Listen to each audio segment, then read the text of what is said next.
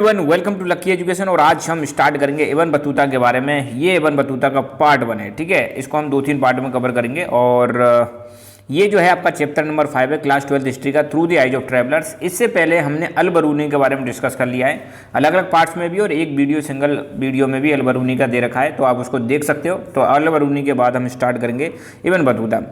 Ibn Battuta कौन है भाई? ये फॉरेन ट्रैवलर है जो भारत में आए थे, मिडिवल टाइम में आए थे। और मिडिवल टाइम में भी स्पेशली जब इंडिया में दिल्ली सल्तनत का रूल चल रहा था उस समय आए थे ना। तो इनके माध्यम से हम जानने की कोशिश करेंगे भारत कैसा था। तो बस देखो, जो भी ट्रैवलर्स आते हैं वो अपना एक्सपीरियंस देते हैं और वो बताते हैं कि उस समय दुनिया कैसी थी। तो ये क्या करते हैं, जितने भी ट्रैवलर्स घूमने आते हैं उस समय की economic condition, political condition, social condition, religious condition, हर चीज़ को ये क्या करते हैं, नोट डाउन करते हैं, अपनी किताब लिखते हैं, और उन्हीं चीज़ों से हमें उस समय के बारे में जानकारी मिलती है। तो जो भी ट्रैवलर पढ़ रहे हैं समझ लेना, जब भी वो ट्रैवलर भारत में आए होंगे या किसी भी समय पर किसी भी जगह पर जाते हैं तो उस समय और उस जगह की जानकारी हमें इन ट्रैवलर्स के माध्यम से मिलती है। तो पहले तो माइंड में ये नोट कर लेना कि ये फॉरेन ट्रैवलर है जो भारत में आए, मिडिवल टाइम में आए थे, और मिडिवल इंडिया की कहानी हमें देखने को मिलती है इनके माध्यम से। तो शुरू करते हैं। सबसे पहले इनका इंट्रोडक्शन, कहाँ से आए थे भाई, कहाँ से आया था ये हैं? तो he was born in Tangier इस सिटी इन मोरक्को। अब देखो, ये अफ्रीका है आपका, है ना। यहाँ पे आप देख सकते हो ये अफ्रीकन कॉन्टिनेंट है। अफ्रीका के बारे में बचपन से आपने सुना होगा, नहीं सुना तो आज देख लो भाई, है ना। अफ्रीका में आप देखोगे ऊपर की साइड में है एक देश है मोरक्को, आप देख सकते हो, ये रहा मोरक्को, है ना। ऊपर उसके मेडिटेरेनियन सी है, जिसके बारे में आप सुनते रहते होंगे। तो मोरक्को में एक छोटा सा शहर है जिसका नाम है टेंजियर। टेंजियर में भाई साहब पैदा हुए थे मोरक्को में। तो मतलब समझिए मोरक्को क्या है, मोरक्को एक कंट्री है। कहाँ पर आता है, कौन से कॉन्टिनेंट में आता है? अफ्रीकन कॉन्टिनेंट में आता है, ठीक है। ये चीज़ आपको ध्यान देनी है। अच्छा, ये जिस फैमिली में पैदा हुए थे बहुत ही ज़्यादा रेस्पेक्टेबल और एजुकेटेड फैमिली थी। मतलब उसकी वाकई में आसपास के एरिया में मतलब धाक थी, सब लोग रेस्पेक्ट करते थे, पढ़ी लिखी फैमिली थी। और पढ़े लिखे तो भाई सब जगह पूजे ही जाते हैं ना। संस्कृत में एक लाइन सुनी होगी, विद्वान सर्वत्र पूजनते, है ना। जो विद्वान लोग होते हैं उनकी हर जगह पूजा होती है। तो ऐसी फैमिली में ये पैदा हुए थे, रेस्पेक्टेड फैमिली में, एजुकेटेड फैमिली में पैदा हुए थे। तो ऐसा जाना जाता है इनकी जो फैमिली थी वो जो इस्लामिक रिलीजियस लॉ थे, शरिया थे, उसके बारे में इनको बहुत ज़्यादा एक्सपर्ट आया था। पढ़ी लिखी है तो सिंपल सी बात है, इस्लामिक लॉज के बारे में इनको नॉलेज होगी, नो डाउट, है ना। अच्छा, इब्न बतूता की अगर हम बात करें, इनकी जो लिटरेरी और स्कॉलरस्टिक एजुकेशन है ये कब पूरी होती है? जब ये बहुत ज़्यादा यंग थे, मतलब छोटी सी उम्र में ही इन्होंने अपनी पढ़ाई लिखाई बचपन की वो सारी मतलब कंप्लीट कर ली थी, राइट। इब्न बतूता की एक बुक है, ये बहुत इंपॉर्टेंट है, यहाँ पर क्वेश्चन बन जाता है, बहुत ज़्यादा इंपॉर्टेंट। इब्न बतूता की जो बुक है उसका नाम है रिहेला बुक है। भाई साहब कमेंट करके बताओ अल बरूनी ने कौन सी किताब लिखी थी, है ना। तो इब्न बतूता की कौन सी बुक है? रिहेला बुक है, जो अरेबिक भाषा में लिखी गई थी। दो बहुत इंपॉर्टेंट हो गया, एक नंबर में ऐसे ही पूछ सकते हैं, रिहेला किस भाषा में लिखी गई थी? अरेबिक भाषा में लिखी गई थी। अच्छा, इस बुक के बारे में जाने तो ये बुक कह रही है कि हमारे इंडियन सब कॉन्टिनेंट की जो 14th सेंचुरी है, 14th सेंचुरी का मतलब है 1301 से 1400 के आसपास, है ना। ये हो जाएगा हमारा 14th सेंचुरी। तो इब्न बतूता की जो बुक है ट्रेवल्स की, जिसका नाम है रिहेला, अरेबिक भाषा में लिखी हुई है। It has extremely rich and interesting information about social and cultural life in सब कॉन्टिनेंट इन 14th सेंचुरी। जब भी ये सब कॉन्टिनेंट वर्ड इस्तेमाल होगा, मैं पहले ही बता चुका हूँ, ये इंडिया के लिए इस्तेमाल होगा। तो इनकी बुक जो है ना भाई साहब, 14th सेंचुरी की अगर हमें सोशल नॉलेज चाहिए, कल्चरल नॉलेज चाहिए, वो इससे हमें मिल जाएगी। किससे? रिहेला से मिल जाएगी। किस भाषा में लिखी गई है बॉस? अरेबिक भाषा में लिखी गई है। तो ये आपने देख ही लिया भाई साहब, है ना। Moving forward, Ibn Battuta considered experience gained through travels to be more important source of knowledge than books. देखो भाई साहब बहुत अच्छी बात है, मैं पर्सनली इस चीज़ में बिलीव करता हूँ। देखो ये कह रहे हैं कि यार आप जो घूम के जो एक्सपीरियंस अर्न करोगे ना, वो किताबों से जो एक्सपीरियंस मिलना है ना, उससे कई ज़्यादा गुना बेटर है। तो आप सोचो यार, आप किसी जगह पे घूम के आते हो तो अपनी आंखों से देखते हो भाई साहब वहाँ पे क्या चल रहा है क्या नहीं चल रहा है, उसको कंपेयर कर पाते हो। किताब में यार आपको कंपेरिजन, किताब में कहाँ से इतना सारा मतलब देख पाओगे आप, है ना। जैसे पास्ट में आपने देखा होगा, मैं कई बार अपने पास्ट एक्सपीरियंसेस को इसमें रिलेट कर देता हूँ। तो घूमने से जो नॉलेज मिलती है ना भाई, किताबी ज्ञान से बहुत ज़्यादा अच्छी नॉलेज होती है। इसलिए ट्रैवलिंग करना वाकई में अच्छी मतलब वो हैबिट होनी चाहिए, और सीखने के लिए बहुत ज़्यादा अच्छी वो है। माइंड भी फ्रेश होता है और हमें दूसरे कल्चर के बारे में सीखने को मिलता है, राइट। अच्छा आगे बताते हैं ये, he loved travelling and before travelling to India in 1332-33 he had made pilgrimage trips to Mecca. देखो मक्का कहाँ पे आता है, मक्का आपको पता है सऊदी अरेबिया में आता है, और जो हमारे प्रॉफेट मोहम्मद जी हैं मक्का से मदीना गए थे एक बार, है ना, जब अपना उनका टाइम था जब वो जीवित थे, तो मक्का से मदीना वाली यात्रा को आज की डेट में हज यात्रा बोलते हैं। तो जो भी मुस्लिम हैं उनके लिए मक्का मदीना जाना बहुत ही ज़्यादा इंपॉर्टेंट होता है और बहुत ही अच्छा माना जाता है, एक बार लाइफ में उनको हज की यात्रा जरूर करनी चाहिए। तो सिमिलरली भारत में आने से पहले इब्न बतूता एक बार मक्का गए थे। तो मक्का कहाँ पे आता है, सऊदी अरेबिया में आता है, बहुत ही ज़्यादा होली साइट है मुस्लिम्स के लिए। तो इंडिया में कब आए थे, 1332-1333 में आए थे, इससे पहले ये मक्का गए थे। अच्छा फिर ये कह रहे हैं और भी देशों में इन्होंने घूमा। यार देखो यार उस समय कितने सारे देशों में घूमे थे लोग, आज की डेट में भी इतने सारे देशों में ना घूम पाते, बहुत बड़ी बात है, मतलब बहुत ही ज़्यादा जांबाज ट्रैवलर थे भाई, है ना। तो कहाँ कहाँ गए थे, Syria, Iraq, Persia, Yemen, Oman, इन सारे देशों में, प्लस ईस्ट अफ्रीका, अफ्रीका का जो ईस्टर्न वाला पार्ट है उसके भी कई सारे ट्रेडिंग पोर्ट्स पर ये घूम के आए थे, राइट। पर्शिया मतलब ईरान के लिए यूज किया गया है। तो इतने सारे देशों में घूम के आए थे, बहुत अफ्रीका, एशिया कॉन्टिनेंट घूमे भाई इन्होंने ना। और ये हैबिचुअल ट्रैवलर थे, मतलब इनको आदत थी, इनका शौक था घूमना, इनका क्या था, शौक था। He spend great part of his life travelling through North Africa, West Asia and Central Asia and Indian subcontinent and China. तो कहाँ कहाँ पर घूमे, यहाँ पर ये पूरे देशों का नाम दे रखा है और रीजन्स का नाम दे रखा है। एक तो नॉर्थ अफ्रीका में घूमे, अफ्रीका का नॉर्दर्न वाला जो हिस्सा है। वेस्ट एशिया में घूमे, वेस्ट एशिया में ये सारे देश आ जाएंगे, अरब countries, Israel, Syria, Iran, Iraq, है ना। सेंट्रल एशिया में घूमे, सेंट्रल एशिया में ये देश आते हैं आपके Uzbekistan, Turkmenistan, Kyrgyzstan, Tajikistan, Kazakhstan, ये सेंट्रल एशिया में आते हैं। फिर इंडिया में आए और चाइना में भी आए थे। इतने सारे देशों में घूमे भाई, मज़ा आ गया, है ना। इब्न बतूता रिच सिंध, देखो पहले तो पाकिस्तान नहीं हुआ करता था, पहले तो इंडियन सबकॉन्टिनेंट था, तो उसमें सिंध रीजन हुआ करता था, और जो आज की डेट में पाकिस्तान में।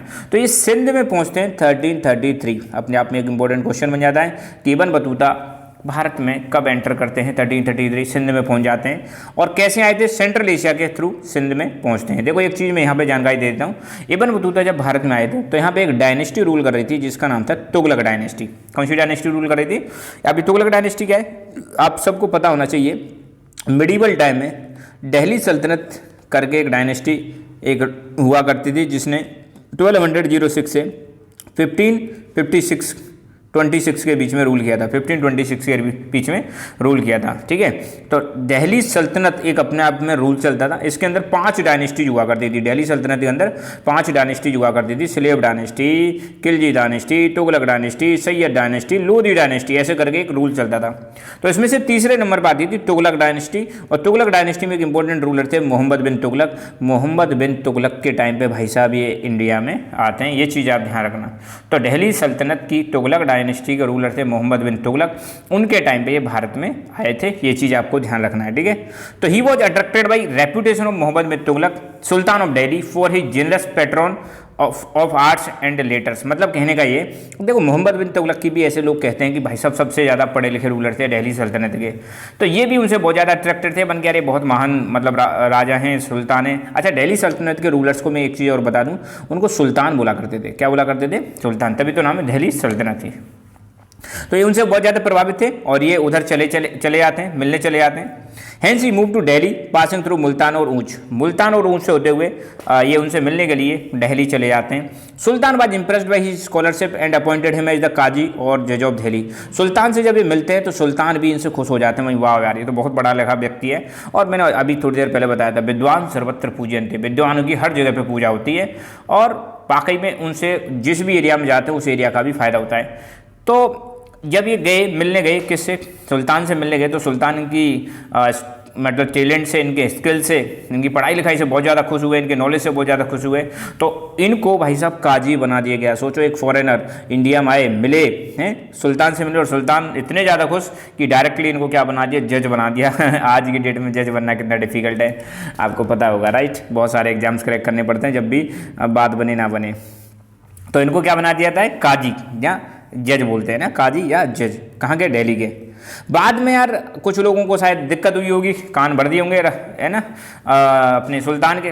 तो बाद में मिसअंडरस्टैंडिंग डेवलप हो जाती है सुल्तान और इब्न बतूता के बीच में, और मिसअंडरस्टैंडिंग की वजह से इनको जेल में डाल दिया जाता है। मगर बाद में जब पता चला कि भाई ऐसा कुछ नहीं है, इनकी कोई गलती नहीं है, और तो फिर इनको जब मिसअंडरस्टैंडिंग क्लियर होती है तो वापस इंपीरियल सर्विस में इनको रिस्टोर कर लिया जाता है, मतलब दोबारा से इनको अपॉइंट कर दिया जाता है सुल्तान की सेवा में। इब्न बतूता को ऑर्डर दिया गया 1342 में कि भाई साहब आपको जाना है चाइना। कहाँ जाना है? चाइना जाना है। सुल्तान का ऑर्डर है, और वहाँ पर सुल्तान का रिप्रेजेंटेटिव बन के जाना है, और वहाँ पे मंगोलियन रूलर रूल करते थे। तो सोचो इनकी स्किल कितनी अच्छी थी कि सुल्तान ने इनको अपना रिप्रेजेंटेटिव बना के, सुल्तान का रिप्रेजेंटेटिव बना के चाइना भेजा, मंगोल रूलर के पास जाओ, हमारा मतलब हमको रिप्रेजेंट करो वहाँ पे जाके, और कोई बात होगी वो उसको करके आना। Ibn Battuta with new assignment proceed to Malabar coast through central India. अब देखो भाई, यहाँ पर इनकी जर्नी स्टार्ट होगी, तो थोड़ा सा आप क्या करना है, एक इंडिया का मैप बना लेना और थोड़ा उसको जानने की कोशिश करना। तो यहाँ से दिल्ली से ये निकले सेंट्रल इंडिया से, और सेंट्रल इंडिया से निकले तो यहाँ पर है मालाबार कोस्ट। तो भाई साहब कहाँ पहुँच जाते हैं? मालाबार कोस्ट पहुँच जाते हैं। मालाबार कोस्ट से फिर ये मोल्डीव पहुँच जाते हैं। यहाँ आपको पता है मोल्डीव है, मोल्डीव पहुँच जाते हैं। मोल्डीव में ये 18 महीने रहते हैं और मोल्डीव में काजी बन के रहते हैं। फिर ये कहते हैं कि यार मैं अब तो श्रीलंका जाऊँगा। कहाँ जाऊँगा? श्रीलंका। तो यहाँ से ये भाई साहब कहाँ चले जाते हैं? श्रीलंका चले जाते हैं। श्रीलंका से वापस मालाबार कोस्ट पे जाते हैं। लो भाई, श्रीलंका से वापस कहाँ चले गए? मालाबार कोस्ट पर चले जाते हैं। मालाबार कोस्ट से फिर वापस कहाँ पे जाते हैं? फिर मालदीव जाते हैं भाई साहब। और फिर ये जाते हैं बंगाल और आसाम, यहाँ पर चले आएंगे, बंगाल और आसाम में चले आएंगे। देखो एक बार दोबारा बताता हूँ, ये यहाँ से दिल्ली से निकले, सेंट्रल इंडिया से होते हुए निकले, यहाँ पर मालाबार कोस्ट है, आपको यहाँ पे ध्यान रहना चाहिए।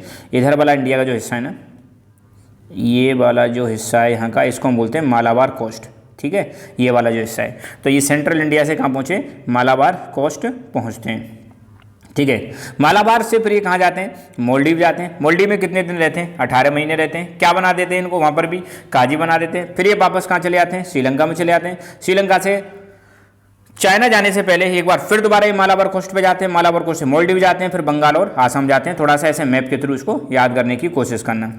फिर ये सुमात्रा जाते हैं। सुमात्रा एक आइलैंड है, आपको मैं बता दूं आज की डेट में इंडोनेशिया में। तो ये वापस मतलब इधर की साइड में निकल जाएंगे। जैसे अगर मैं आपको बताऊं, यहाँ पर मान लो बंगाल है, तो बंगाल से इधर की साइड में जर्नी स्टार्ट करते हैं साउथ ईस्ट एशिया की तरफ, ठीक है। और आपने आसियान पढ़ा है ना, वहाँ पर इंडोनेशिया पढ़ा होगा। तो सुमात्रा एक आइलैंड है, फिर सुमात्रा की तरफ जाते हैं, और यहाँ से फिर एक चाइनीज शिप पकड़ते हैं, और जो जैतून जाता है, जैतून जिसको आज हम बोलते हैं क्वांजाऊ, वहाँ पर निकल जाते हैं, right. He travelled extensively in China. China में खूब सारा ये घूमते हैं। बीजिंग भी जाते हैं, जो बीजिंग आपको पता है आज की डेट में चाइना की कैपिटल है, मगर बहुत ज़्यादा लंबे समय तक यहाँ पे नहीं रुकते हैं, और ये डिसाइड करते हैं कि यार अब तो मैं वापस घर जाऊँगा, और 1347 में अपने घर की तरफ निकल पड़ते हैं, ठीक है। तो ये रही इनकी पूरी जर्नी। इनका जो ट्रेवल का जो अकाउंट है उसको मार्को पोलो से कंपेयर किया जाता है। मार्को पोलो आपको मैं बता दूं इटालियन ट्रैवलर थे। मार्को पोलो एक इटालियन ट्रैवलर थे जो चाइना और इंडिया विजिट करते हैं, ठीक है। कहाँ से? वेनिस से। अब वेनिस आपको पता है इटली में पड़ता है, लेट 13वीं सेंचुरी में। तो इनका कंपेरिजन मार्को पोलो से किया जाता है। तो ये इनका इंट्रोडक्शन रहा। इंट्रोडक्शन को आप अच्छी तरह से कर लेना। तब थोड़ा सा एनालिसिस करते हैं, क्या बहुत आसान था इनकी जर्नी है। इनका ट्रैवल जो था, ट्रैवल को हम थोड़ा सा एनालिसिस करेंगे। Ibn Battuta recorded his observation about new cultures, people, believes, values. अब सिंपल सी बात है यार, अब ये जाएंगे वहाँ पे सारी चीज़ों को रिकॉर्ड करेंगे, पता लगाएंगे यहाँ का कल्चर कैसा है, यहाँ के लोग कैसे हैं, यहाँ की मान्यताएं कैसी हैं, यहाँ की वैल्यूज़ कैसी हैं, उन सारी चीज़ों को ये रिकॉर्ड करेंगे। In 14th century traveling was more difficult to and dangerous than present time. अब यार आज की डेट में भी लोग घबराते हैं ना, कहीं दूर जगह जाने पर डर लगता है कैसे लोग होंगे। तो सोचो 14th सेंचुरी में, आज से लगभग 700 साल पहले कितना डिफिकल्ट हुआ होगा ट्रैवल करना, बहुत ज़्यादा डिफिकल्ट। अब ये बताते हैं कितना कितना समय लगता था, है ना, ट्रैवल करने में। तो ध्यान रखना, हर जगह को ये दिल्ली से कंपेयर कर रहे हैं, तो बीच में दिल्ली ले लो और हर जगह से जाएंगे दिल्ली। तो पहले मुल्तान से दिल्ली पहुंचने में 40 दिन लगेंगे, सिंध से दिल्ली पहुंचने में 50 दिन लगेंगे। ध्यान रखना, मुल्तान सिंध दोनों ही आज की डेट में पाकिस्तान में। दौलताबाद से दिल्ली पहुंचने में फिर 40 दिन लगेंगे, और ग्वालियर से दिल्ली पहुंचने में 10 दिन लगेंगे, है ना। तो देखो, ग्वालियर एमपी में है, दौलताबाद साउथ इंडिया में है, और सिंध और मुल्तान पाकिस्तान में है। तो ये ध्यान रखना, मुल्तान कैसे याद रखना, 40-50 फिर 40-10 ऐसे कर गए, है ना। MSD जी, महेंद्र सिंह धोनी, ग्वालियर, सब कहाँ जा रहे हैं? दिल्ली। ऐसे करके थोड़ा सा याद कर लेना, 40-50 फिर 40 10, 40 के बाद 50 आएगा, 50 को ब्रेक कर दो 2 पार्ट्स में, 40 और 10। और यहाँ पे याद रखना मुल्तान, सिंध, दिल्ली और ग्वालियर। महेंद्र सिंह धोनी जी गए ग्वालियर, ठीक है, ऐसे करके कुछ देख लेना। तो मुल्तान से दिल्ली 40 दिन, सिंध से दिल्ली 50 दिन, दौलताबाद से दिल्ली 40 दिन, और ग्वालियर से दिल्ली जो नज़दीक पड़ते हैं 10 दिन लगते हैं। वैसे भी आपको पता होना चाहिए दिल्ली और MP पास पास में, ठीक है। तो ये उन्होंने टाइम बताया, इतना समय लगता था। कह रहे हैं यार travelling in those days was very insecure, उन दिनों ट्रैवलिंग करना बहुत ज़्यादा इनसिक्योर हुआ करता था। इनसिक्योर मतलब कभी भी आपके साथ कुछ भी घटना हो सकती है, लुटेरे लूट सकते हैं, रोड इतने ज़्यादा अच्छे हुआ नहीं करते थे, झाड़ियों के बीच में कई बार निकलना पड़ता था, जंगलों के बीच में होकर निकलना पड़ता था, राइट। सड़कें अच्छी नहीं हुआ, सड़कें तो ठीक हैं यार, कच्चे रास्ते हुआ करते थे, right. Even Battuta was attacked by group of robbers many times, जब ये ट्रैवल करते थे कई बार लुटेरे इन पर अटैक कर देते थे, है ना। इसलिए पहले के टाइम पे जब ट्रैवल करने जाते थे तो कारवां में चलते थे, कारवां मतलब झुंड में चलते थे अपने साथियों के साथ, ठीक है। बट फिर भी कई बार ऐसा देखने को मिला, खूब ये झुंड में जाते थे, कारवां में जाते थे, फिर भी जो रॉबर्स थे उन्होंने इनके कारवां पे अटैक किया। एक बार का ये इंसिडेंट बता रहे हैं कि जब मुल्तान से दिल्ली जा रहे थे, मुल्तान से दिल्ली जा रहे थे तो इनके कारवां पे अटैक किया गया था। इनके कई सारे ट्रैवलर जो साथी थे वो मर जाते हैं, उनकी जान चली जाती है, और ये खुद भी बड़ी मुश्किल से बचते हैं, खुद भी सीवियरली वुंडेड हो जाते हैं, मतलब इनके घाव ही घाव हो जाते हैं शरीर पर, ठीक है।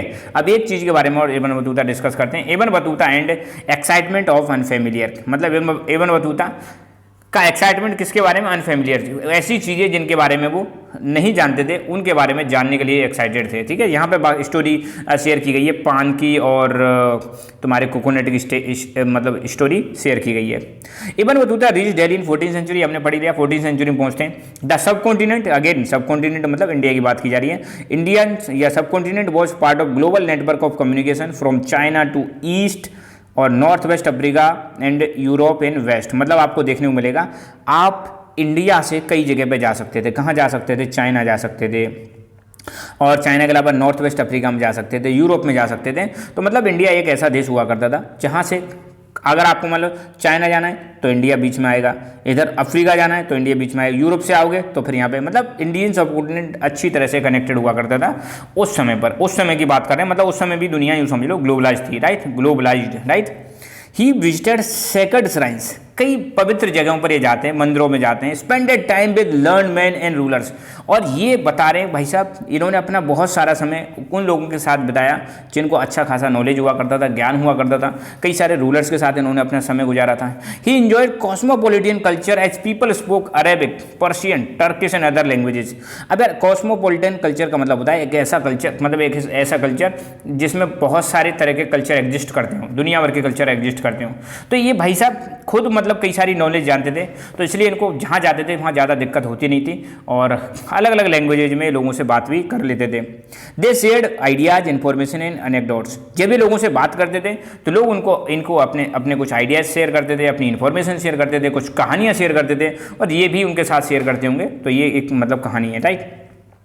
Ibn Battuta described above coconut and pan which were completely unfamiliar to his people। Ibn Battuta कह रहे हैं यार अब मैं तुम्हें कहानी बताऊंगा कोकोनट की और पान की, और हमारे यहाँ के लोग मतलब टैंजियर जो मोरक्को में, यहाँ के लोग कोकोनट और पान के बारे में नहीं जानते हैं। पहले बताएंगे कोकोनट के बारे में, फिर बताएंगे थोड़ा सा पान के बारे में। देखो कोकोनट के बारे में आप सब जानते होंगे, ये कोकोनट है भैया, है ना, और इसके ऊपर एक कवर सा रहता है। इस कवर को, इसमें रेशे से रहते हैं, इसको हम कोयर बोलते हैं, और इन रेशों का इस्तेमाल करके, फाइबर्स का इस्तेमाल करके हम रस्सी भी बना सकते हैं। तो कोकोनट के मल्टीपर्पज़ यूज होते हैं भाई साहब। कोकोनट का मतलब ऐसा भी खा सकते हो कच्चा वाला, इसको सुखाने के बाद इसको कई सारे मिठाइयों में डाल सकते हो, कई सारे पकवानों में डाल सकते हो। फिर इसका जो ऊपर वाला जो कवर है इसके फाइबर्स को निकाल कर रस्सी भी बना सकते हो, ठीक है। तो अभी कोकोनट के बारे में बता रहे हैं। He describe that coconut tree were similar to date palms, कह रहे हैं कोकोनट का जो पेड़ हुआ करता था ना, हमारे यहाँ पे जो खजूर के पेड़ हैं, डेट पाम मतलब खजूर के पेड़ हैं, उसके बिल्कुल सिमिलर हुआ करता था। बस अंतर इतना था, डेट पाम में डेट्स निकलते थे, खजूर जिनको छुआरे वारे बोलते हैं, और कोकोनट ट्री से नट्स निकलते थे, ये कोकोनट निकलता था, राइट। फिर कह रहे हैं कोकोनट का जो फाइबर हुआ करता था, साइंस में इसको कोअर बोलते हैं, COIR। कोकोनट का जो फाइबर हुआ करता था उससे कहते हैं कॉर्ड्स बनाते थे, कॉर्ड्स मतलब रस्सियाँ बनाते थे, और इनसे फिर जहाज़ों को मतलब बांध के रखते थे, जहाज़ों को बांध के रखते थे। उस समय पर आयरन नील्स का इस्तेमाल नहीं किया जाता था, इन्हीं केबल्स को यूज करते थे वेसल्स को बांधने के लिए। वेसल्स मतलब पानी के जो जहाज हुआ करते थे। केबल्स मतलब यहाँ पे इलेक्ट्रिसिटी वाली केबल नहीं है, ऐसी कोई कह रहे हैं केबल, राइट। फिर ये कह रहे हैं पान के बारे में, कह रहे हैं भाई साहब पान जो है ना ये बीटल से मिलता है। बीटल एक ट्री है जिसको हम पान का पेड़ भी कहते हैं, ये बीटल से मिलता है। इसमें कोई फ्रूट नहीं लगता, ओनली लीव्स लगती हैं, और बीटल ट्री को सिर्फ लीव्स के लिए ही मतलब ग्रो किया जाता है। और फिर इन लीव्स को इसमें कुछ मसाला डाल के पान मतलब यूज करते हैं। आपने सुना भी होगा, है ना, पान तो बहुत ज़्यादा इंपॉर्टेंट है शादी वादियों में, या नॉर्मली भी खाए के पान बनारस वाला है तो पान के बारे में भी ये शेयर करते हैं। तो यहाँ पर हमारा पार्ट 1 कंप्लीट होता है इसका, इब्न बतूता के बारे में। आई होप आपको चीज़ें समझ में आएंगी। पार्ट 2 में ऑलरेडी अपलोड कर चुका हूँ इसका, है ना, जिसमें सिटीज़ के बारे में उन्होंने बताया, दौलताबाद और दिल्ली, वो आप देख सकते हो, है ना। क्लास 12 की कंप्लीटली एक प्लेलिस्ट बनी हुई है हिस्ट्री की, वहाँ पर जाकर देख सकते हो। 1-2 पार्ट में और ये इब्न बतूता का मतलब जो टॉपिक है सारे वो कंप्लीट हो जाएंगे। So happy Holi to everyone. Holi की बहुत बहुत शुभकामनाएं। आई होप अच्छी गई होगी आपकी होली। So thank you.